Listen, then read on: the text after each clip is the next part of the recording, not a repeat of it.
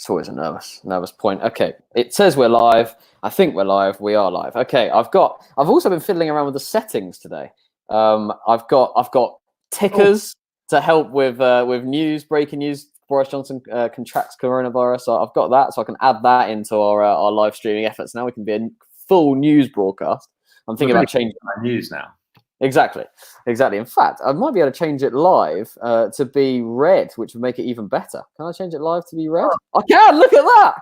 Fantastic stuff. It's almost as if I work at Sky News. Okay, fine. So thank you very much for joining us. It's a daily show that we're doing every lunchtime, 12 till 1 o'clock. Basically just to get you through your lunchtime while everyone's sat at home. Aaron Shepherd, Boris Johnson has contracted coronavirus, as my very nice graphic shows at the bottom. Yeah. What are your thoughts on that? I mean, I suppose it's the 80% of people he said he was going to get it right at the start. I mean, I think he's been out and about a lot more than most of us have, right? So it's not a surprise. I think they're going to have to now go through, I assume, all those journalists that have been in those press meetings with him are going to have to go into isolation. All the medical advisors, I assume, will have to go into isolation. Rishi, I assume, will have to go into isolation. So it's going to be interesting. See what happens. I don't really know what happens. Who steps up? If he's not that ill, he can obviously carry on working from home like the rest of us. I suppose it just depends if he actually gets ill or not. Hopefully, he doesn't. Yeah, for sure. I'm trying to work out how. Apparently, I'm not visible. You are. I'm having that issue again. I'm trying to work out how to fix that. There you go. Oh no, I'm in. God, that's a weird thing. I sometimes, one in every two streams, I don't become visible for the first 60 seconds, which isn't ideal. But if you are joining now, thank you very much for joining us. It's live every day, 12 till 1 o'clock. We've got all sorts of guests lined up today. We're actually bringing Nick Cooke in from New York today at half 12, which will be 8:30 in the morning his time. I decided to get him on today after talking to him because the clocks go back today at clocks back on Sunday, which means it's a 5-hour gap in New York between London and New York, whereas now currently it's a 4-hour gap, and therefore we can get up a bit later. That was genuine negotiation I went through with him over phone yesterday. We've also got Anna from Tagger Media in at 12:05 in a couple of minutes time. She's former head of influence marketing at Mediacom as well. So talk to us about how agencies are coping. Speaks to a lot of different agencies in the industry and how that kind of is resonating across. And then at 12:20, so in about 15-20 minutes, we'll have George Gazzard. He's one of the directors, one of the founders at Catalyst, who build a lot of the influencer merchandise, which is quite an interesting one because one, it's been effective on the supply chain, and two, are consumers actually buying influencer merchandise in this current climate? So let's see what happens. Hopefully all the technical stuff works.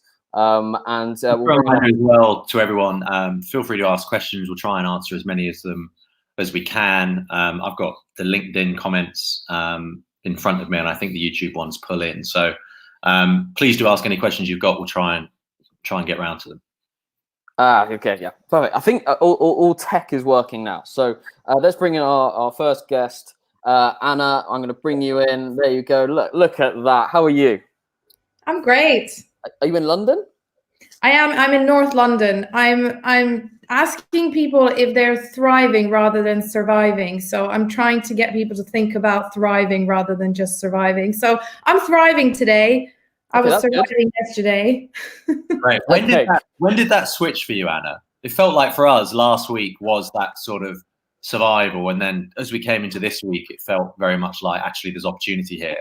Yeah, definitely. I mean, I told Harry my LinkedIn was dead for 2 days after the announcement. He didn't seem to have that problem, but all I saw was posts from America, and there was just nothing from our friends here. You know, my post wasn't getting any engagement on LinkedIn for the whole day. Like, just nothing was changing. And then literally 48 hours later, it just kind of blew up. People are back on there. You know, people are feeling a bit more energetic, I think, and people are craving work. People just want to be working.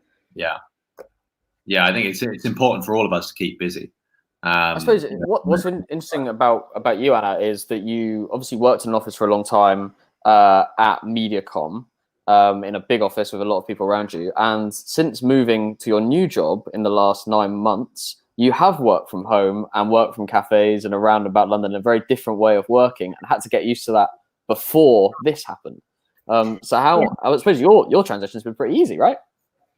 Actually, no, because 90% of my job is networking and going out to restaurants like sometimes 3 times a day, 5-6 times a week, which can be exhausting as well. But at least I got some human interaction. So at this stage, it's like I don't even have a dog or a child or a balcony. So it's not that great for mental health. But I've been going out to the park and trying to do loads of things like this. So I got loads of engagement on my post yesterday saying to people, I'm just offering help to startups or anyone who wants to chat.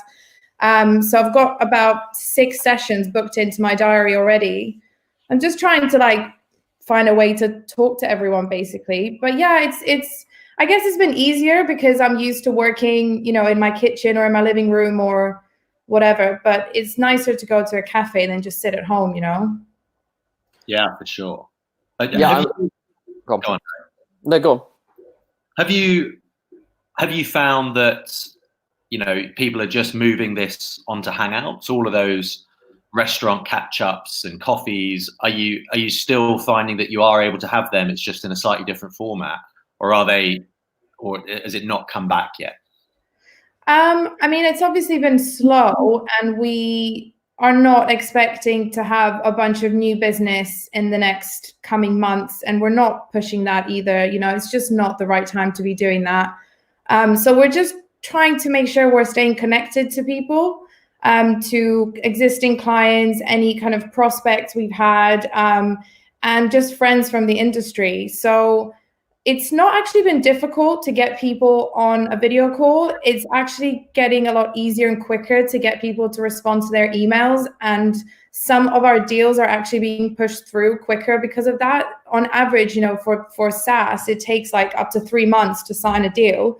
And some of the deals we've signed, it's taken a couple of days in a week so far. We're still signing deals, which is awesome.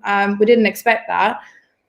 So yeah, it's actually been quite good. I think people, like you said, Aaron, people are adapting. Everyone just wants to keep working. So everyone's finding ways to do it. Okay, good. And you're not expecting to be, have huge inflow of work over the next couple of months, but things are still ticking over for you guys. You're still seeing some new things come in. Yeah, we are. And I'm mainly using LinkedIn quite a lot. So I'm just trying to see who's active on LinkedIn, who's up for a conversation, because you don't want to talk to people if they're not up for it, if they're not up for, business chat right now. So you can gauge that by looking on LinkedIn and then creating a new conversation based on something they've commented on or posted. So Sure. That's what I've been doing. And how are you seeing brands that you're working with switch media? Because there's obviously certain media channels right now that have essentially become defunct, right? The out of home is gone. All experiential is gone. All the event stuff is gone. Very difficult to make new TV products. Radio, usage has gone through the floor because people aren't in cars. Obviously, social usage has gone up hugely. Are you seeing that even though brands might be reducing their overall spend, that they're looking at putting more into this channel? I'm not.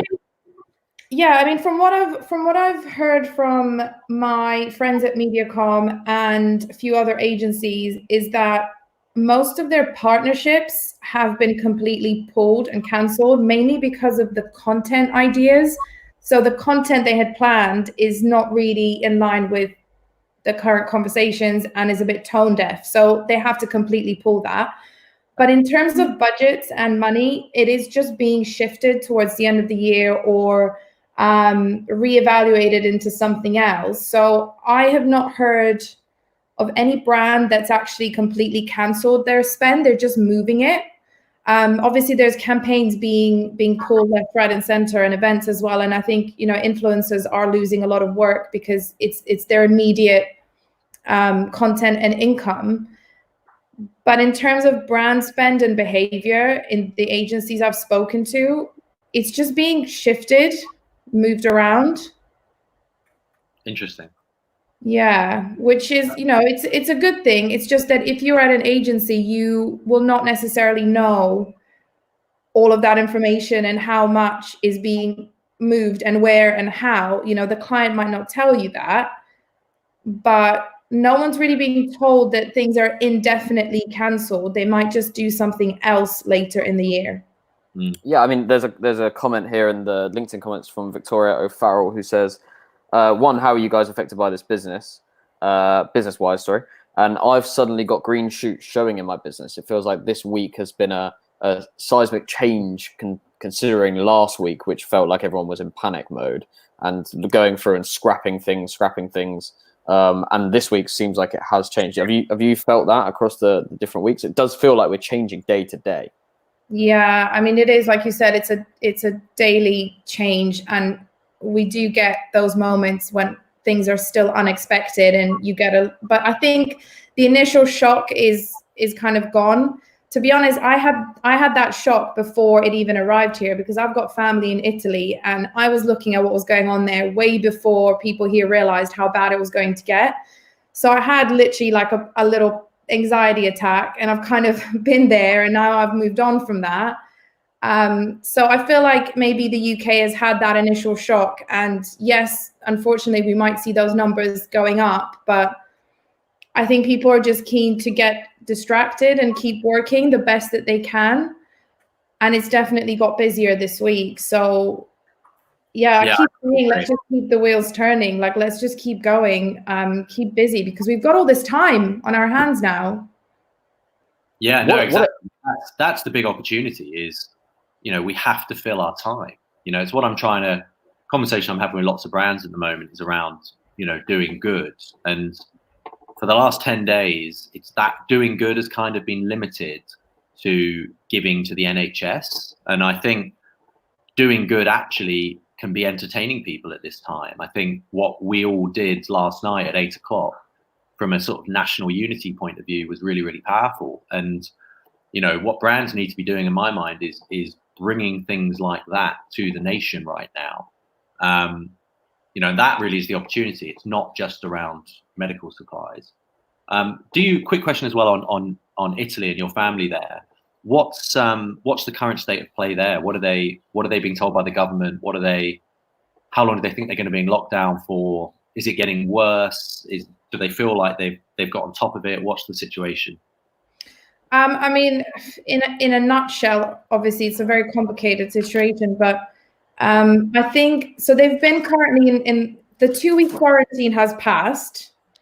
They thought they were going to have a peak, but they haven't had it yet. So I think that's another shock, which is disappointing, and they're not sure what's going to happen next, because they were expecting the peak to then cause the curve to either be kind of flattened or go down. Apparently that hasn't happened yet. So they are pretty much in the same bad situation that they were already. And I think, I mean, it's not really changed very much, to be honest. They're not really focused on the economy and business as much as we are. I'm just being like blunt about it, because I think our government is looking after its people, but it's also looking after the economy, and very well. So it will be interesting to see how the different countries will emerge out of this in comparison to the UK, because everyone's doing things differently, it seems. Yeah, I mean, it's that's the next crisis, isn't it? We're in a medical crisis now, and then really we're going to have a long-term economic crisis out the back of this, and God only knows to what extent and how long. And I think you're absolutely right. I think some countries are going to come out of that a lot quicker and be a lot better prepared for it than others. I think that's probably what's the US are now starting to think is long term, is thinking, well, if we're not in business for a year and everyone else is, that's the end of the US. I was literally just about to say that, because you asked me earlier, how are we doing? How are the companies I know doing and speaking to? And it's obviously interesting to see it from my perspective now, because I work for a company that works very long-term, long tail. Everything is looked at on a 12-month basis in terms of contracts, etc. And we have not really seen our clients, there's about 160 of them globally. We've not really seen any alarm bells, any kind of changes, because they are planning long-term, and we are always part of that longer term and in big partnership plan. So I guess, the immediate impact is on those immediate campaigns and things that were happening this month, next month, etc. But if you are looking at it long term, then that's kind of what everyone can do right now, and that's what you can work towards and think about budget wise. Yeah, that's a good point. Were we all on balconies at 8 p.m. last night? Anna, were you out there? I don't have a balcony, but I was at my window.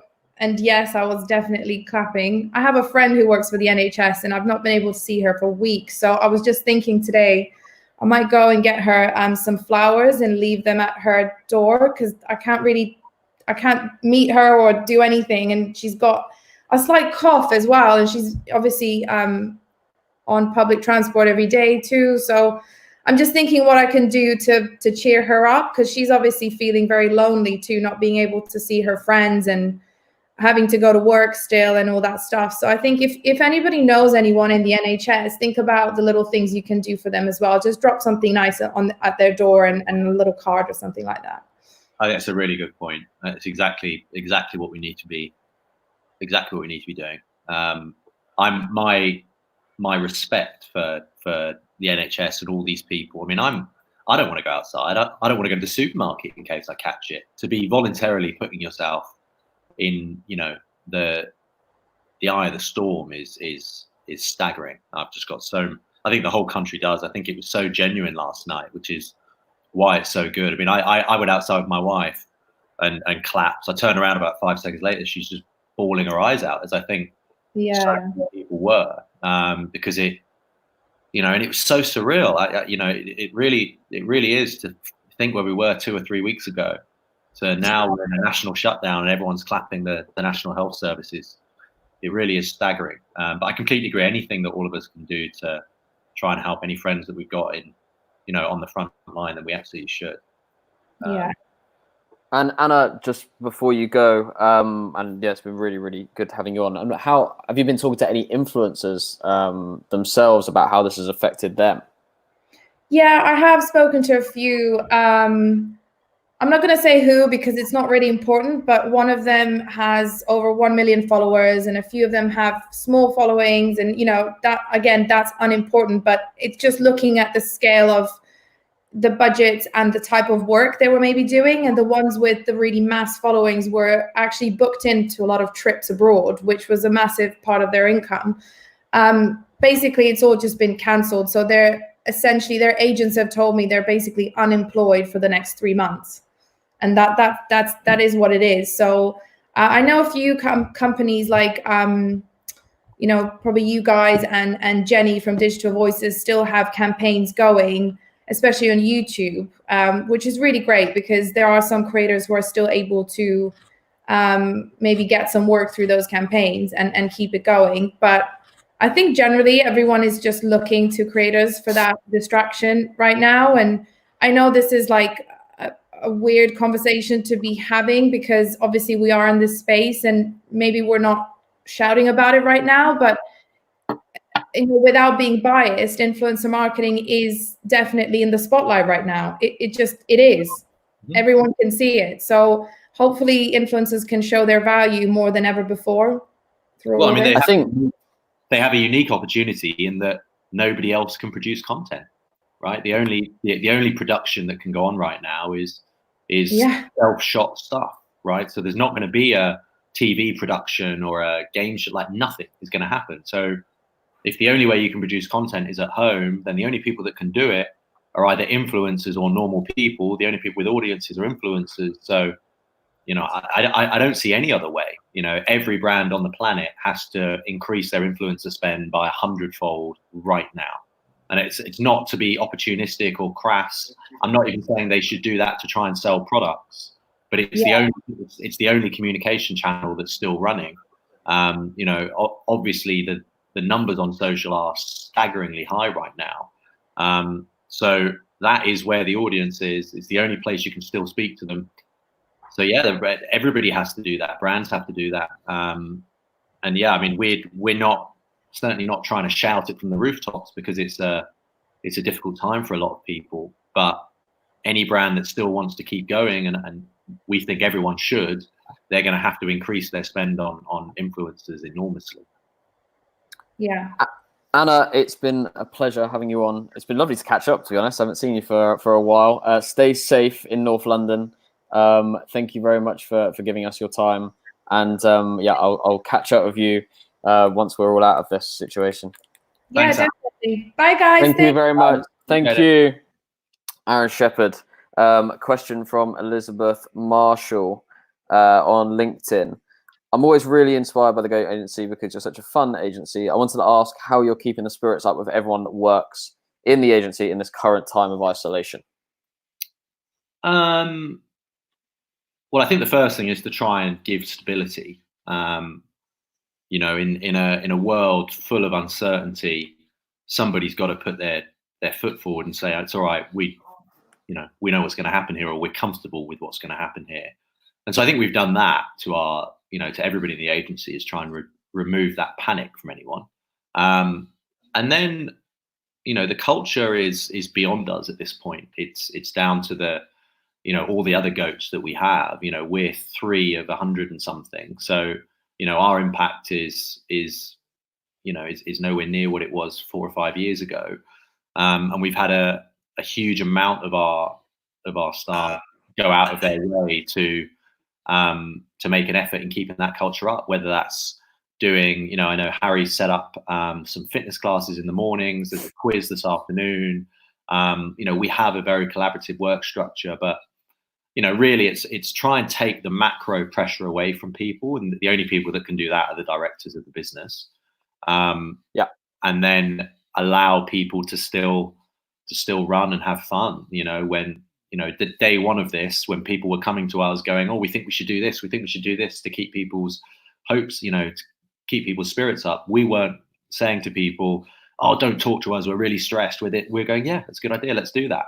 We're keeping our stress separated between the 3 of us, dealing with it, and then showing the rest of the agency that there's light at the end of the tunnel. And I think there is. If we were a production company, it would be different, to be clear, right? You can't sort of pretend that things are okay if they're not.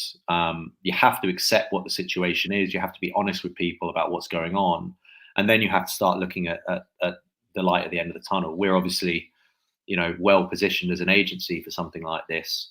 But yeah, that's my only advice really, is keep the stress as limited number of people as possible, make decisions quickly and start moving forward.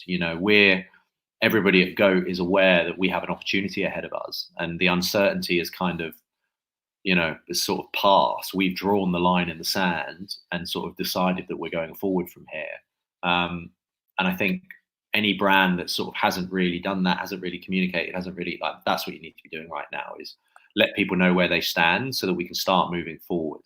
I agree. And yeah, I think the key things for us is, a major part of our whole business for the first 4 years since we started has been culture, and focusing on the fact that people want to work here and want to work hard and do something great and create legacy.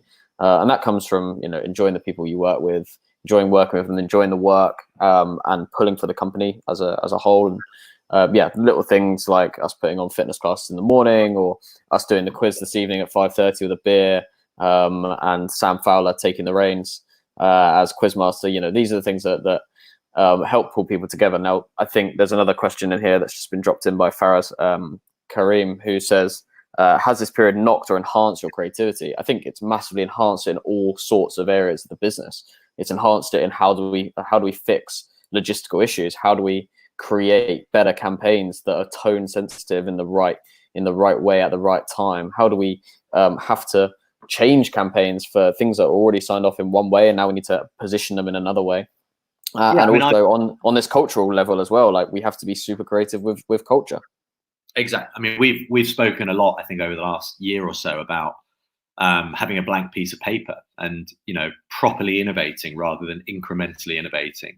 And what's happened over the last 2 weeks has meant all of the bits of paper everyone's had have become irrelevant. So you've been forced to rethink and recreate and re-strategize. I always see that as an opportunity for things to get better. And I think people that are, agencies that are able to pivot and take advantage of that quickly are going to benefit. And the ones that have got legacy structures they can't get out of are going to struggle a lot more. Agreed. Right. It's time for guest number 2. George, bringing you in. Hello, mate. How are you? I haven't got your mic. That's a disaster. Oh, that's what I always do. There we go. No, you're in.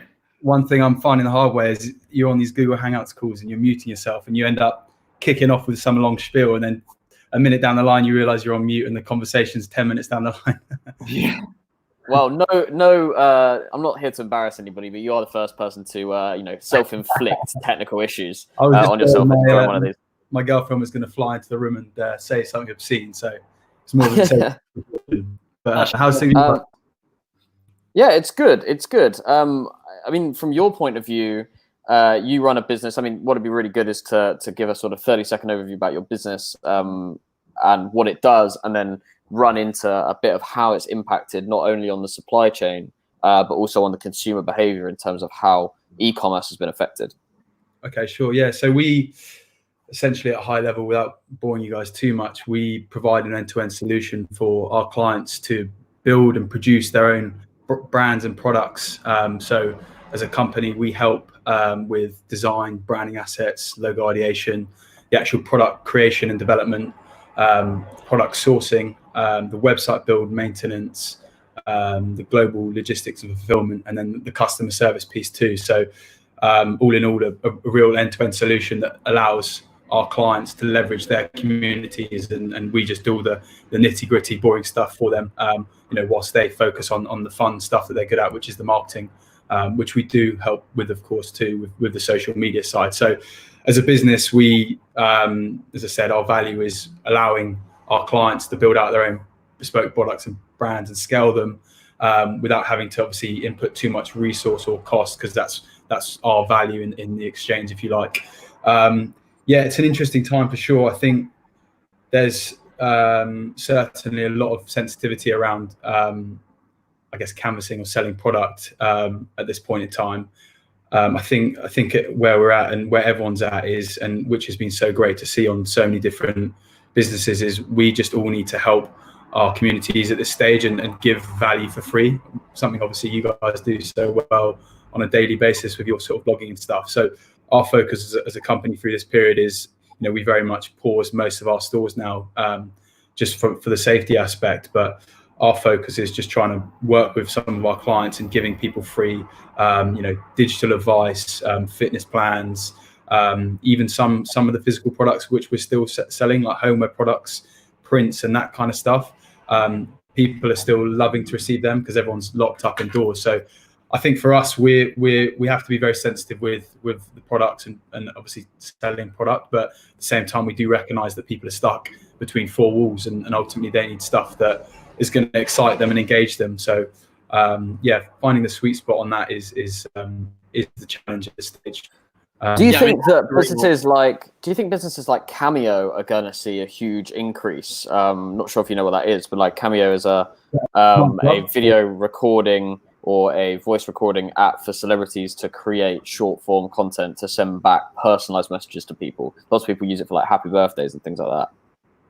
Yeah, 100%. I think anything digital at the moment is absolutely flying. I mean, I've got a shocking routine for fitness and health, but I even just before this call, all the creatives in our team had organised a team yoga session. So I was finding myself in all sorts of positions which I'd never done before. But everything's digital now.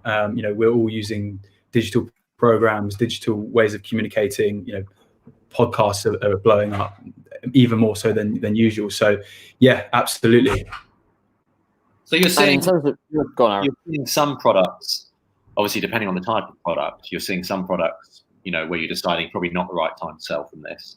But I assume that you're also seeing products, because people are trapped at home and desperate for entertainment, I assume you're seeing some things where you're getting an uptick in sales. Yeah, that's right. So, I mean, across the industry at the moment, things like clothing's taking an absolutely massive hit, so that's massively down. But products, homeware products like posters, general well-being products are doing amazingly well. And interestingly, sort of low-cost cosmetics and beauty products are doing amazingly well too. A lot of people are spending this time now with being stuck at home, focusing on their own well-being, which is I guess one positive from it. So those are massively up at the moment. But of course, there are some categories that are taking a huge hit, like the clothing side of things. Yeah, makes sense. And in terms of staff, you guys are up to 20 plus staff. Yeah, right? That's right. So we're sort of circa 25 across the company at the moment. It's been challenging for, we have essentially teams that are, I guess, different expertise in the different areas of the business. So our focus as a business is predominantly clothing, and lifestyle and beauty products, and then a small element with fitness. But it's been really interesting, and we've had to be, very not clever but sensitive with how we react to the different categories. Obviously, it's been difficult for the staff that are involved in some of our heavier sort of premium fashion women's wear projects, because they're really flowing right up.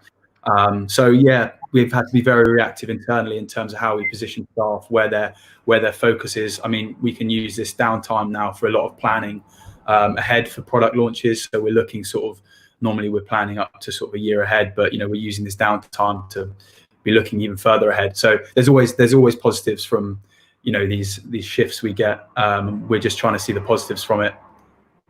So how practically there's you guys are three co-founders in the same way as we're three co-founders. I feel hugely sympathetic, and I've spoken to lots of solo founders over the last week or so. I imagine you feel the same way as us, that a hell of a lot easier to get through, the last 2 weeks and the next few weeks with co-founders than without. Is it a time like this you're really, really glad that it's not just you? Yeah, absolutely. I mean, I've always said that anyone that starts a business and scales it on their own is a hell of an achievement. Being able to make, and I know when we last caught up, Harry, this is what we spoke about. But having one of you's very, very tough. Two is probably even harder to grow on something you don't really know what route you're going to take. But having three is amazing, because generally speaking, you will have different mindsets, different personalities, and you more or less come to the right conclusion on decisions, whether it be HR staff, whether it be on product, where are you pivoting and focusing. So I think that and by the sounds of it, and having met you guys, it seems like the dynamic across you three as a co-founding unit is the same sort of dynamic as us. There's a good you're absolutely right, George, but there's a good question here. Obviously, working together as co-founders is really, really important, but you've got a wider team as well. Another question from Faraz on the LinkedIn Live. George, are you finding that team members are pitching into areas they wouldn't normally in business as usual? Like, are they doing things outside of their usual scope because of the circumstances? 100%. And I think, whilst I work with the sort of the team we've got and the culture, I like to think that's across sort of everyone at this current point. But yeah, people internally for sure. We're seeing people in where people have more time on their hands because certain areas are slower. People are certainly mucking in and helping with, like, whether it be designs for a clothing collection we're doing with this big celebrity. So designers are transferring their skills across different forms. Some of the forecasting that our brand managers are doing, we're doing more thorough forecasting. So there's a lot of transferable skills internally, and it's actually been really interesting to see with this sort of shift of dynamic and being out of the office how things are working and where we can put resource across the company with sort of the downsize in some areas of the business and sort of the increase in others. Great. And what is the next 6 months look for you? What's it look like? Because you've got, I mean, for you it's difficult, right? Because this is supply chain as much as it's consumer and advertising and creation. So how much is that going to get affected? And I suppose the bigger question is, because this is such an uncertain length of time, and you're in e-commerce, how is it going to affect e-commerce for the medium term? Yeah, I mean, good question. I think for us it was difficult actually, because we had some really exciting clients launching towards the end of April with some big collections that will now be pushed back for at least 2 to 3 months. You know, we don't know how long this is going to go on for, and ultimately everyone's safety is the main thing here. But yeah, all we can do is all we can as early as possible. As I said, we're fortunate that we have different verticals of the business that will continue to operate and bring in revenue. So I guess every company at this stage has to be really reactive and be able to pivot into different means. I mean, for example, slightly away from our line of industry, there's a gym that a couple of my close friends run, and they've found this period has forced them into going to a lot of digital plans and digital programming, which has actually now opened their eyes up into terms of how profitable and how much value they can give people that don't have the time to come into gym. So I think there's a huge amount of positives that most companies can take away from it. You know, I won't say we're being afforded this downtime, but it does give you that business that you can potentially put some resource into now and grow. So for us, we will be continuing to work on the core business model with some of the clothing and beauty stuff, but we won't be ignoring, you know, the other areas that are doing very well. You know, we'll be ensuring that we're putting huge resource into that to ensure we can make the most of this down period in those other areas. George, it's been a pleasure having you on. I thoroughly appreciate you dropping on by for 15 minutes. I hope that business gets back to normal as soon as possible for you, and you stay safe, and all your staff and your family stay safe as well. Thank you very much for dropping knowledge on us, and we'll catch up soon. Take care, guys. All the best. Thank you, mate. Bye-bye. Thank you. Bye. Aaron Shepherd, there's lots of questions coming in on LinkedIn, and if you're watching on LinkedIn, then thank you very much, and keep them coming. We really appreciate it. I'm about to bring in Nick Cooke, founder 3 of the Go Agency, all the way from New York City, which has obviously been incredibly badly affected by the coronavirus, especially in the last few weeks, where cases have gone up unprecedented across the world in the amount of time. So Nick Cooke joins us from New York City, where he hasn't left his flat for God knows how many weeks. Welcome. Hello, fellas. How are you? How are you? I'm good, thanks. I'm good. How are you finding things? Eating unbelievable amount of bread, I imagine. Quite weird jumping on here and chatting to you guys when I speak to you all day, every day. Just remember that we're live and not on a hangout. Things are good. I'm actually physically aching. I'm doing yoga with Adrienne every morning on YouTube, and I'm doing Joe Wicks every day after work. So my legs are in absolute agony. But you're topping it up with plenty of food, I imagine. Yeah, the fridge is full. Yeah, the shop, it seems to be different here to London in that the shops are very well stocked and there isn't queues to get in. I don't know if that's an issue with the way people are queuing and being stupid and overstocking in the UK, but here it seems to be nowhere near as big a problem. What is a problem is that a lot of cases in New York, and New York seems to be the new epicenter within the US. Yeah, for sure. It's been a crazy few weeks. I mean, you went into lockdown, what, 2.5 weeks ago? Yeah, so we closed the office 2 weeks ago on Thursday, and it was a weird time because our London office was planning on closing the next day on the Friday, and I finished work, and Jack, one of our team, messaged me and said, "Do you mind if I work from home tomorrow?" He lives with his parents, and he didn't want to, contract the virus and take it home. So that kind of changed my whole perspective. And I messaged you both and I said, look, I think, if Jack's going to work from home, I think we should really give people the chance to make their own decision on this. And then we closed the office the next day. I think one of the big differences being here is that people live in terms of their families, a lot of people have gone back to their family homes, and people live in Florida, they live in Kentucky, they live on the West Coast. So in making that decision to allow people to work from home, we're also allowing them to fly back to their family homes while they still had the chance, while airlines were still running.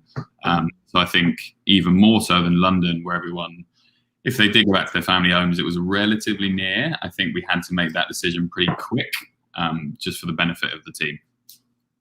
And question here from Finn Jones on YouTube. What's the current procedures in New York? Like, how is the city handling it? It's completely different, obviously, to London about how it's run. The health service is completely different. How is America coping on the ground?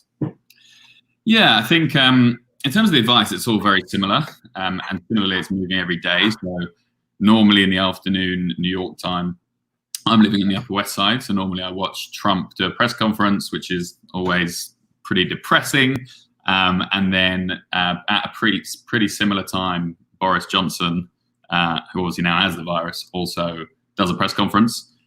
We, as a three, normally will catch up around that time and discuss the changes to the legislation and discuss how it will impact us. But in terms of the advice, I guess another change is that it's very state by state over here. So Trump will make kind of federal changes each day, and then it's up to the governors of each state to come up with their own kind of advice. So what you'll have is you'll tune into CNN, and there'll be a different press conference each day from each of the states.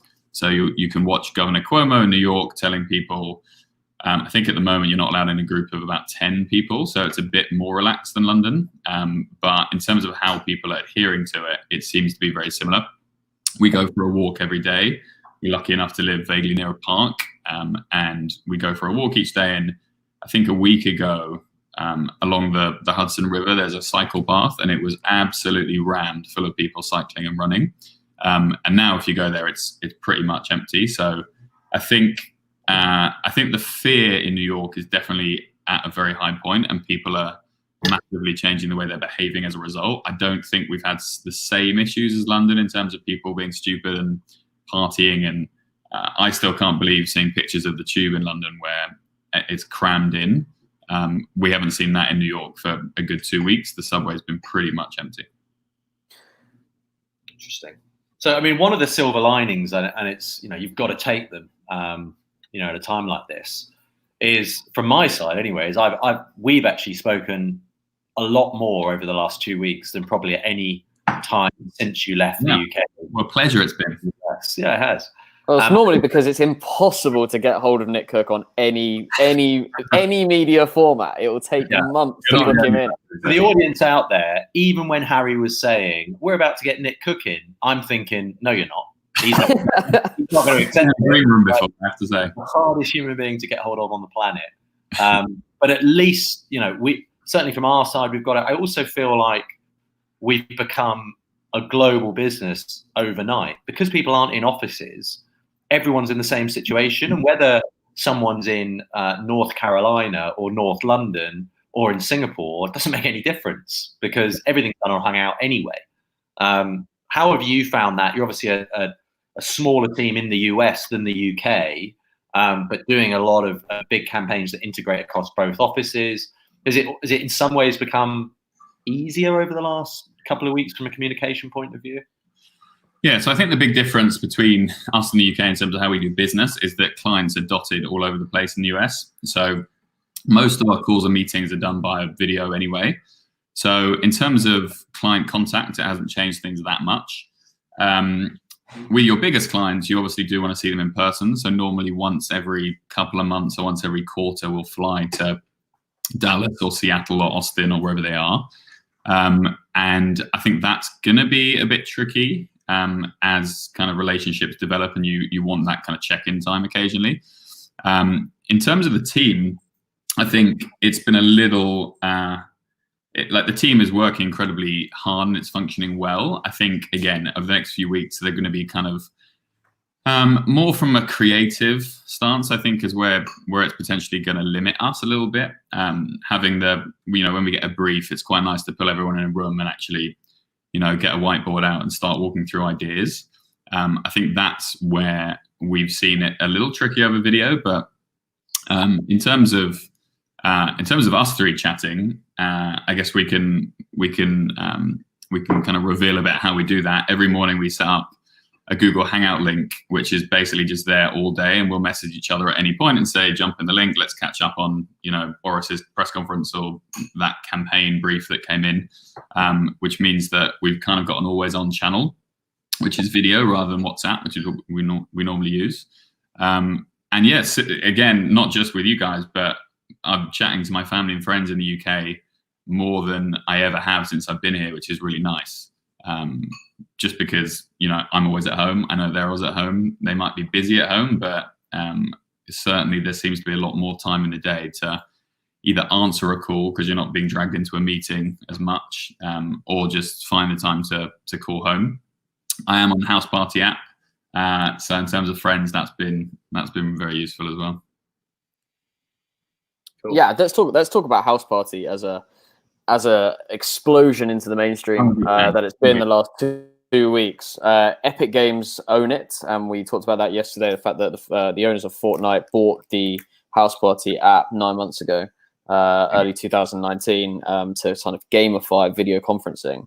I realized yesterday, having played around with it, that you can also share your screen. So there's no reason why it can't be used for a video conferencing for business. It can also, they've just released a desktop app in perfect time for this crisis, so you can share your screen on your desktop. So there's no reason why you can't do that. But Nick Cooke, how are you using it for family and friends, and how are you finding it as an experience?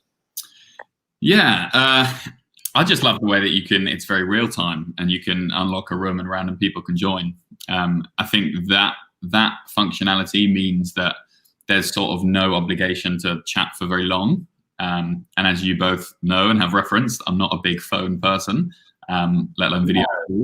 So for me, it's great because it means you can just drop in, say, hey guys, I've got a few minutes, catch up, and then just jump in again later. A bit like our Hangout, which now is an always on thing and we can just jump in and out of. I think House Party provides that same sort of ability just to not get committed to an hour-long conversation. But yeah, it's going to be interesting how brands are potentially going to jump on that. We've been talking already about Zoom and how you could potentially have you can change the background. So right now I can change, if we were on Zoom, change the background so you couldn't see that bright window behind me. You could see a beach or whatever it would be, and the potential for being smart about brand integrations. I think similarly on House Party, there will be first movers in the brand space who do something very innovative and cool. Hopefully we're one of the agencies that do that, but the audience is definitely there. And, you know, obviously, like you said earlier, the US is a completely different beast when it comes to talking to brands and to people anyway. Do you think that the people on brands and agencies in the US are going to deal with this working from home a bit better than other places, especially London, which aren't so used to it, because of the amount of calls and hangouts and conferences that they have to have in order to do business anyway? Yeah, potentially. To be honest, I don't think anyone's gonna. I don't think the shift from working in office and lots of in-person meetings to online is going to be as big a shift as people think. I guess I sort of had that shift when I came over here 2 years ago. I guess there's two things. One is internal meetings, which pretty much all of mine have been in person over the last 2 years. And then there's client meetings, all of which pretty much haven't been, apart from some clients like Thinks who are in New York. Yeah. And I think internal meetings, it should be relatively easy to transition. I think just organizational structure is the key. You know, there's been one, we do a kickoff meeting with the US team every morning. There's been one this week I wasn't able to join, and I just felt a little bit kind of flustered that morning afterwards, not really having run through the priorities and making sure I know what everyone's kind of working on. I think that translates from personal life too. Like if I don't do some morning exercise at the moment, I feel like a mess all day, like I'm sure a lot of people do. So similarly, I think in the workplace, even now more than ever, it's about putting those processes and those structures in place so you know exactly what's coming. But I think the UK, as you're probably finding, it isn't as big a transition as people think. And then I think once this is all sorted, hopefully in the next few months, but probably a lot longer, I think we'll see massive changes to the way that companies and individuals are living their life. Yeah, for sure. In terms of relaxed clients? That was a good question on the LinkedIn live stream a minute ago from Claire Jenkins. Do you feel like that a lot of clients are a bit more relaxed when talking to you from home because there's like that homely feel rather than being in an office and being rushed? Yeah, I definitely do. It's funny, isn't it? There's a sort of it's always interesting whether people have their video on or not at the moment. For a lot of clients, I'm joining a call with it either off but ready to turn it on if they have theirs on, or I just go in straight away with it on if I know that they're probably the kind of character who'll have it on. But now with our regular clients, I've already had a couple of weekly calls with them, so I know whether they're camera on or camera off people. But there's also a difference in the US between the people who would have their camera on when they're in the office and camera on at home, because those are two very different things. But no, it's actually been really nice getting an insight into clients and colleagues in terms of, just seeing, giving a tour of their room or their living room or wherever they're working, and their parents dropping in with a cup of tea and saying hi.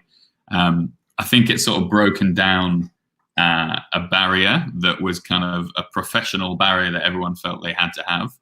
And similarly, we're doing a global GOAT quiz lunchtime US and about 5 o'clock in the UK today.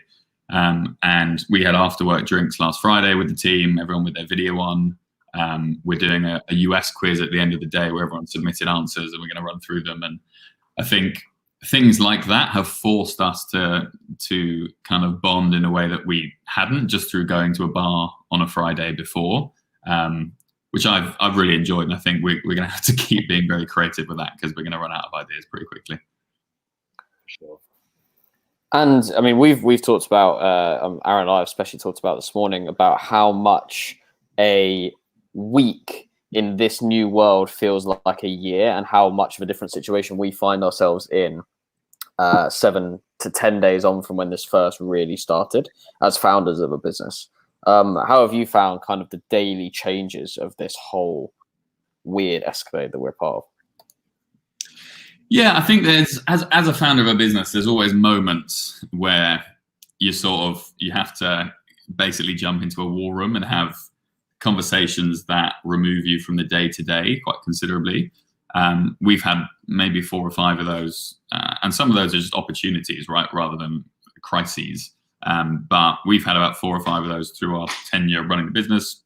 And this is definitely another one. This is obviously a longer term one.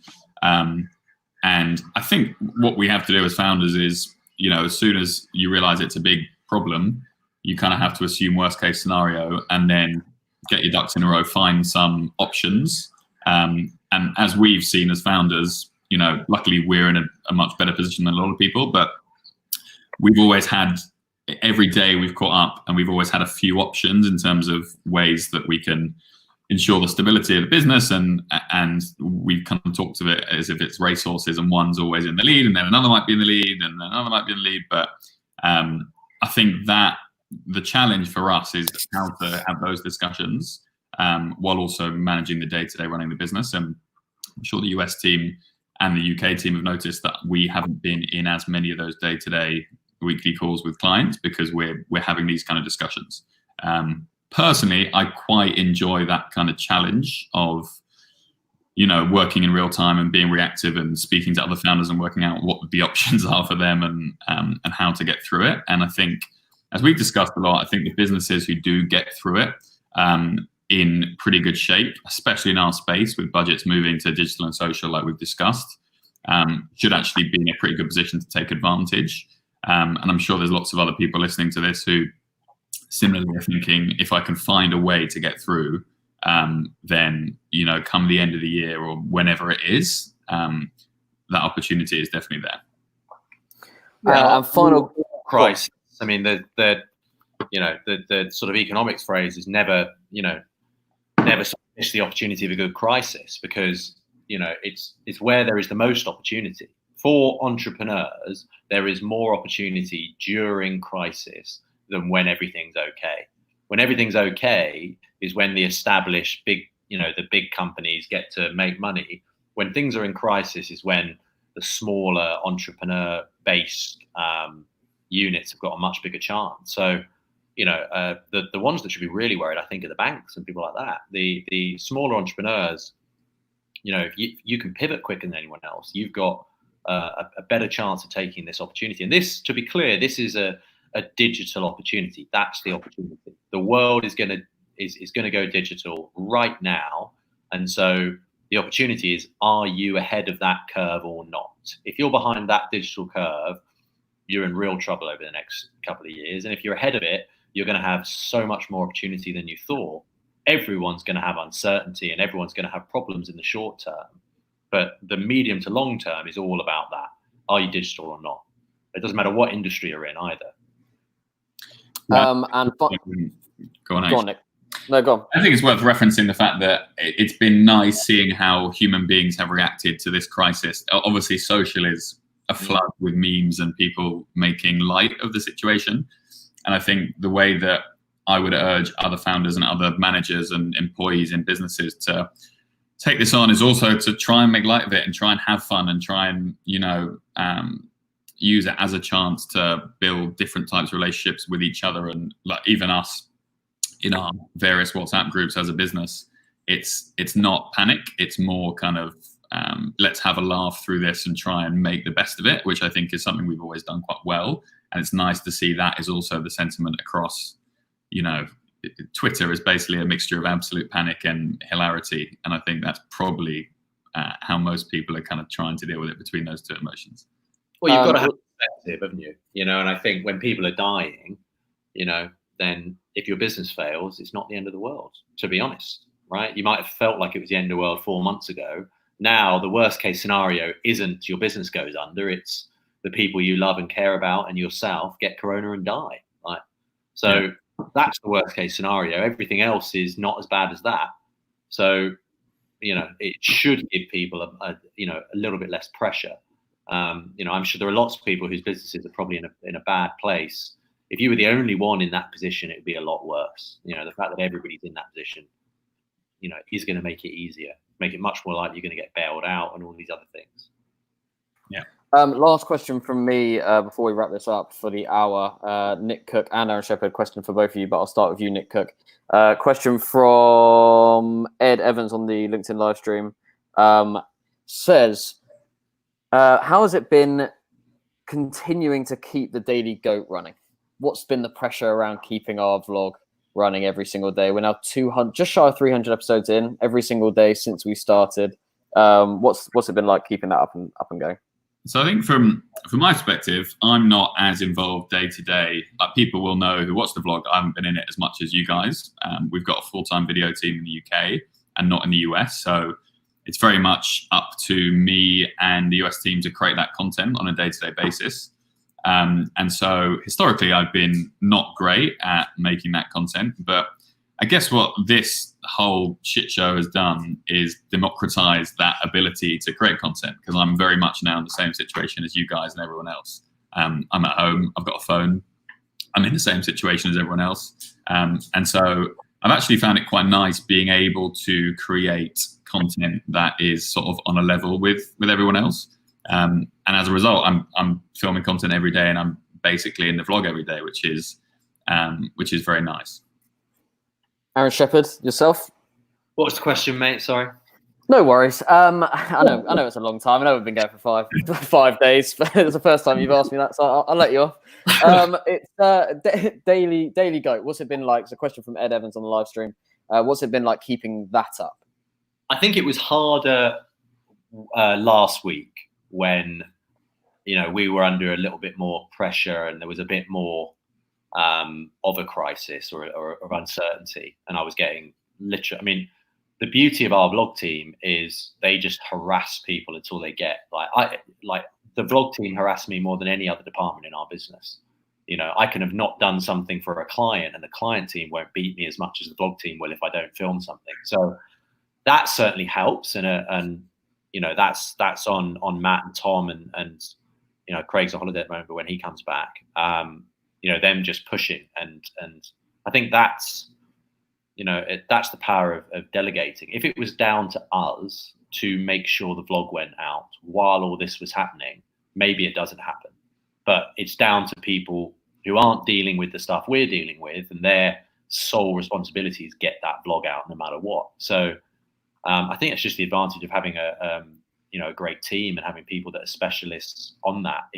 It's not all down to us. If it was, a lot of this stuff wouldn't happen. If it was just one of the big challenges as well has been the tone, because I know that it's very easy to get the tone of content wrong right now, and we're obviously advising clients on that day to day. We had a vlog go out a couple of days ago, and the immediate reaction was, "Holy shit! We're telling people not to leave the house in the vlog, and a couple of people are filming their car. Is that okay? Is that wrong? Does it send the wrong message?" So we also film the day before the content goes out, and things are so fast moving at the moment that it's very hard to make sure that tone is right and the message we're trying to send we're also adhering to. Otherwise, we look like pricks, basically. So I think that's something that is a new issue that we're trying to deal with. But hopefully the content is positive and uplifting is kind of the tone we're trying to go for. Yeah, I think the fact that we have been doing this for the last year or so as well, like this hasn't happened and we're thinking, right, how can we take advantage of this situation? Like, at all. We're just carrying on with what we're doing. I think if everyone starts creating new vlogs now, which they should, to be honest, but some people might say, oh, you're just doing it because of this. I think our commitment was just, well, we can't stop doing this. We can't. Why are we going to deprive the audience? Why are we going to, what are we going to do? Get rid of the vlog team? It's nuts. If there was ever a time to document what's going on, it's now. But I agree, it's difficult. It's difficult personally because I still have moments of you watch the news for 20 minutes and you can have a moment of, oh my God, what is going on? This is crazy. And then I can have a conversation with a client and our team 20 minutes later and be thinking, yeah, this is what a great opportunity. Let's go. So even with us, there's still a bit of positive, negative. It's constant sort of back and forth. So getting that tone right just in day-to-day life is challenging at the moment. God, I've just seen the health secretary's got coronavirus as well as Boris. I've been putting it up on the screen for the last 5 minutes. Where have you been? Sorry, Matt. Who's got it? The health secretary. I've been using my new ticker. My new ticker has really changed the game for me here on the production house in Stratford. We're providing breaking news using yellow tickers now. This is a whole new world. Are they now? Yeah, they're all going to. Yeah. Poor old Rishi. Press conferences. The worst one is going to be when the chief medical officer gets it, which he's likely to get. But it's just not going to be a good story, is it? Yeah, the health secretary is not great. Anyway, thank you to everybody who has joined us for the live stream today. We really do appreciate it. It's been an hour long. If you want to go back and watch certain bits, you're only just joining us now, then sort of 12:05, so about 5 minutes in, we had Anna from Tagger talking about influencers and how agencies are responding in this world.